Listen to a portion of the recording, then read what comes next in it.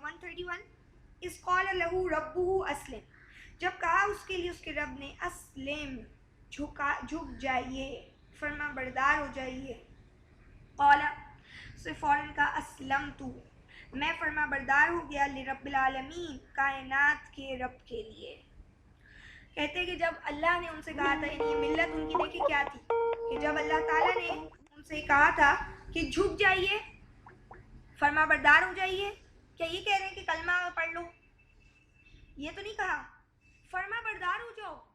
یعنی ان کے عقائد میرے اور آپ کے ایک اللہ کو ماننے والے تو ہوتے ہیں۔ اس کے بعد یہ بات ہے کہ انہوں نے جو کہی آگے کہ میں جھک گیا رب العالمین کے لیے، یعنی ایک اللہ کو تو ہم مان ہی رہے ہیں، ہم نے جان لیا کہ رب العالمین تو ایک ہی ہے، مجھے اور آپ کو پالنے والی ذات تو ایک ہی ہے، تو اب وہ جو کہہ رہی ہو اس کے آگے جھک جاؤ، یعنی اب جو اس کے آرڈرز ہیں اس کو فالو کرو۔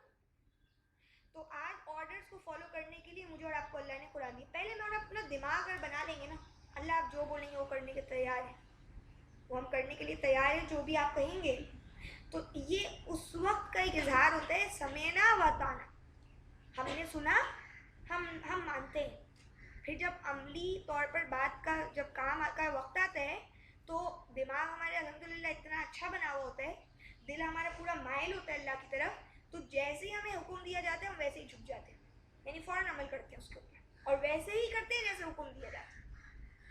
پہلے جب تک کہ اپنے دل کے اندر دماغ کے اندر سے ساری برائیاں نکال کر یہ سوچیں گے نہیں، نیت خالص نہیں کریں گے کہ واقعی ہم سب کچھ کرنے کے لیے اللہ کے لیے تیار ہیں، ہم رب العالمین کے آگے کیوں نہیں جھکیں گے،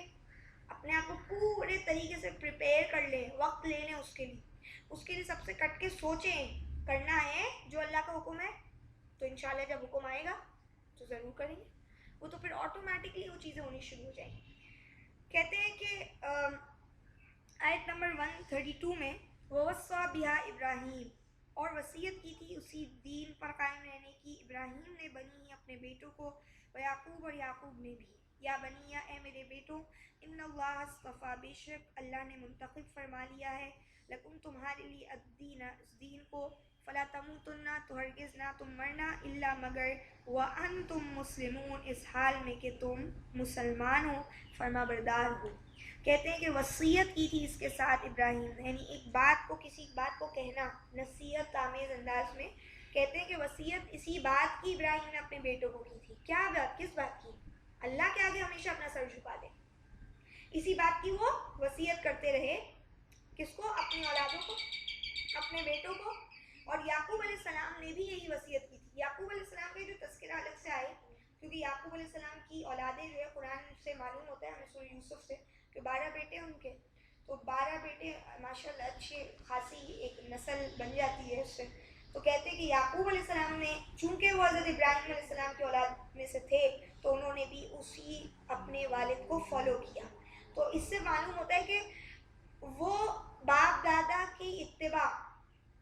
جو باپ دادا حنیفیت پر ہدایت پر قائم تھے ان کی اتباع کرنا ضروری ہے، کیونکہ وہ ان کی نہیں اتباع ہوتی، وہ دراصل اللہ کے حکم کی اتباع ہوتی ہے۔ لیکن وہ باپ دادا جو عقل اور ہدایت سے ہٹ کے کام دیتے ہیں، حکم دیتے ہیں اور آپ اس پہ چلاتے ہیں، تو ان کی پیروی کرنا جانور جیسے یا جانور سے بھی بدتر ہے۔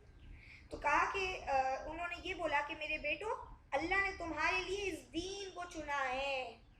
جب اللہ نے تمہارے لیے دین چنا ہے تو تمہاری موت اس دین پہ ہونی چاہیے، تم مرو نہ اس حال میں کہ تم فرما بردار ہو اس دین کے لیے، تمہاری ساری فرما برداریاں، تمہاری تمام مفادات، سب سے اوپر پرائر جو ہونی چاہیے چیز وہ کیا ہونی چاہیے؟ دین ہونی چاہیے۔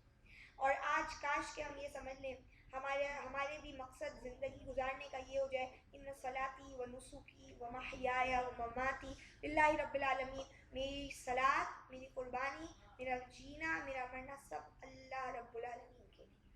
یہ جذبہ کیسے پیدا ہوتا ہے؟ یہ سمجھ کے سوچ کے پیدا ہوتا ہے، یہ اللہ کو جاننے کے بعد پیدا ہوتا ہے۔ اللہ کو جان کر بندہ جب مانتا ہے تو پھر وہ اس حد تک جانے کو تیار ہوتا ہے کہ وہ اپنی جان بھی اللہ کے راستے میں دے دے۔ لیکن جو جاننا چاہتا ہی نہیں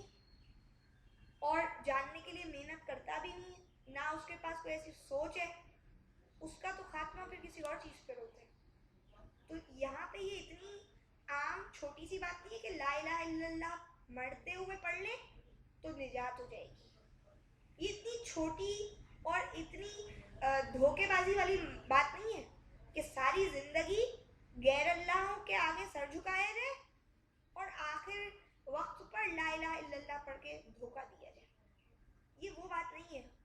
یہ تو کچھ اور ہی بات ہے. یہاں تو فلی ڈیووشن, اپنی زندگی کو پورا انہوں نے ڈیووٹ کر دیا اللہ کے لیے. یہ بتایا جا رہا ہے جب پوری طرح سے ڈیووشن ہوتا ہے تو پھر مرتے دم تک بندہ اسی کے لیے زندگی گزارتا ہے, موت بھی اسی پر ہوتی ہے. تو جو آج ہے ہم وہ کل ہے, سمجھ رہے ہیں, جو آج ہے وہ کل ہے. لہٰذا اپنا آج اچھا کر لیں تاکہ موت جو ہے وہ صحیح ہو, اور پھر یہ کہ ہماری منافقت پھر نہ لگے, ہم واقعی اللہ کے آگے فرما برداری کا ثبوت پیش کرتے ہیں. اچھا, آیت نمبر 133, ام کنتم شہداء, کیا تم حاضر تھے, اذ حضر, جب آئی یعقوب کو الموت, موت, اس قال لبنیہ, جب کہا تھا انہوں نے اپنے بیٹوں سے, ما تعبدون من بعدی, کس کی عبادت کرو گے تم میرے بعد, قالوا, تو انہوں نے کہا, نعبد, ہم عبادت کریں گے, الہ, آپ کے معبود کی, و الہ آبائک, اور آپ کے آباء و اجداد کے معبود کی, ابراہیم و اسماعیل, ابراہیم اور اسماعیل کے, و اسحاق اور اسحاق کے معبود کی, الہ واحد, ایک ہی معبود, ونحن له مسلمون, اور ہم سب لہو, اسی اللہ کے مسلمون, فرما برداری کرنے والے ہیں. کہتے ہیں کہ کیا تم لوگ موجود تھے جب یعقوب علیہ السلام کو موت آئی تھی؟ یعنی اس وقت انہوں نے کیا بولا تھا, مجھے معلوم ہے یا تمہیں معلوم ہے, تم تھے کیا؟ یعنی اس کا مطلب اگر لوگوں نے کچھ اور بات کی, کہ حضرت یعقوب نے اپنی موت کے وقت کچھ اور بات کہی ہے یا کہا ہے کہ اس کو ماننا ہے اس کو ماننا ہے, تو اللہ فرما رہے ہیں کہ تم تھوڑی موجود تھے اس وقت جب یعقوب علیہ السلام اپنی اولادوں اور اپنے بیٹوں کو خصوصاً کہہ رہے تھے تم میرے بعد کس کی عبادت کرو گے. ابراہیم علیہ السلام نے وصیت کی تھی اپنے بیٹوں کو, یعقوب علیہ السلام نے اس کو فالو کیا, انہوں نے اپنے بیٹوں سے پوچھا کس کی بندگی کرو گے, ساری زندگی محنت کری ہے بچوں کے اوپر, ان کو اللہ کا دین سمجھایا, سکھایا, ان میں وہ جذبہ پیدا کیا, ان کو اس ماحول میں پرورش دی. تو اس کے بعد جب وہ مر رہے ہیں تو وہ پوچھ رہے ہیں اس وقت, یعنی موت کا وقت ہے اور اس وقت وہ پوچھ رہے ہیں, تو دیکھیں بیٹوں کا جواب بھی بالکل کیا ہے, 100% رائٹ, صحیح ہے. لیکن آج اگر ہم ساری زندگی اپنی اولادوں سے بے رغبت ہوتے ہیں, غافل ہوتے ہیں, اور مرتے وقت پوچھیں گے بیٹا آپ کیا کرو گے, تو وہ وہی بتائیں گے جو میں اور آپ نہیں چاہ رہے ہوں گے, اور پھر ہم اس وقت دکھ اور افسوس کریں گے کہ یہ کیا ہوا. تو کام پہلے سے کرنا ہے, آخر میں نہیں کرنا. جیسے آپ سے بھی جو ہم نے ڈسکشن کیا اوپر کہ اگر اسلام کی حالت میں مرنا ہے تو آخری میں الفاظ نہیں ادا کرنے, تو پہلے سے تیاری کرنی ہے ہر چیز کی, جب اللہ نے وقت دیا اس وقت تیاری کرنی ہے. یہاں پہ جب انہوں نے کہا پوچھا تو انہوں نے کہا آپ کے معبود کی کریں گے, ایک معبود جو ہے جو آپ کے باپ دادا کا بھی معبود تھا. یعنی باپ دادا کون ہے, ابراہیم اور اسماعیل. ابراہیم اور اسماعیل کون ہے, باپ دادا ہیں, اسحاق باپ ہے, اور ان سب کے ایک معبود کی عبادت کریں گے. تو اسحاق علیہ السلام سے کیا ہو رہی ہے, یعقوب علیہ السلام, تو ان کے باپوں میں آ رہی ہے. اور کہا ہم سب اس اللہ کے لیے مسلم ہیں, ہم آپ کے باپ کے لیے مسلم نہیں ہیں. فرما بردار کس کے لیے, اللہ کے لیے. کیوں, وہ فرما بردار تھے اللہ کے. تو شخصیت پرستی نہیں ہے دین میں, کسی شخص کی پوجا نہیں ہے. نام ضرور ہے, محمد صلی اللہ علیہ وسلم کو ماننا ہے یا دوسرے نبیوں کو ماننا ہے, لیکن ان کو ماننا اس حوالے سے کہ وہ اللہ کے بھیجے گئے تھے. شخصیت کوئی تعلق نہیں رکھتی, وہ شخص خود اللہ کے آگے جھکا ہوا ہے, وہ خود اللہ کو مانتا ہے. تو انسان کے پیچھے اللہ انسان کو بھگانا نہیں سکھاتے کہ آپ ان کے انسانوں کے پیچھے بھاگیں, کسی نام کے پیچھے بھاگیں. آپ کس کے پیچھے ہیں, اللہ کے. اچھا جی, آیت نمبر 134, تلک امتن, یہ جماعت گروہ تھا, قد خلت, جو گزر چکا یقیناً, لہا ما کسبت, ان کے لیے جو انہوں نے کمایا, ولکم ما کسبتم, اور تمہارے لیے جو تم کماؤ گے, ولا تسألون, اور تم سے نہ پوچھا جائے گا, اما کانوا یعملون, جو اس